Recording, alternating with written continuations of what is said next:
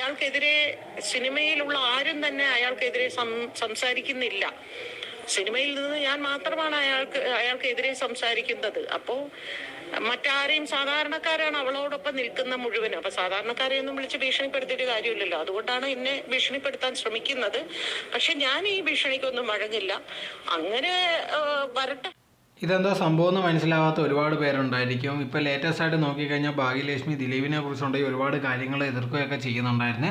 അപ്പോൾ ലേറ്റസ്റ്റ് ആയിട്ട് അവർക്കെതിരെ ഒരുപാട് ഭീഷണിയൊക്കെ വരുന്നുണ്ട്. ഒരുപാട് പേര് വിളിച്ചിട്ട് നീ ഉണ്ടെങ്കിൽ ഇനിയുണ്ടെങ്കിൽ ഞങ്ങളെ ചേട്ടനെ കുറിച്ച് എന്തെങ്കിലും പറഞ്ഞു കഴിഞ്ഞാൽ നിൻ്റെ മുഖത്ത് ആസിഡ് ഒഴിക്കും എന്നുള്ള രീതിയിലൊക്കെ ഒരുപാട് പേരുണ്ടെങ്കിൽ ഇത് കണക്ക് പറഞ്ഞിട്ടുണ്ടായിരുന്നു. അങ്ങനെ ഒരുപാട് ഭീഷണിയൊക്കെ വന്നിട്ടുണ്ട്.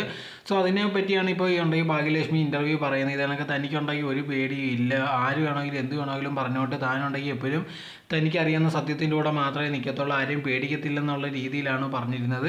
സോ ഒരുപാട് പേരുണ്ടെങ്കിൽ അവർക്കെതിരെ ഇപ്പോൾ രംഗത്ത് വരുന്നുണ്ട്. അതോടെ തന്നെ ഒരുപാട് പേരെ അവരെ ഫോൺ വിളിച്ച് ഭീഷണിപ്പെടുത്തുന്നുണ്ടെന്നുള്ള രീതിയിലാണ് ഇപ്പോൾ അവർ പറയുന്നത്. കാരണം എന്ന് പറഞ്ഞാൽ താനുണ്ടെങ്കിൽ ഒരാളുടെ കൂടെ നിന്നെന്ന് പറഞ്ഞിട്ടുണ്ടെങ്കിൽ ഇത് കണക്ക് ബാക്കിയുള്ള ആൾക്കാർ വന്നിട്ട് തന്നെ ഭീഷണിപ്പെടുത്തുമെന്നാണ് ഇത് കണക്ക് ഭാഗ്യലക്ഷ്മി പറയുന്നത്.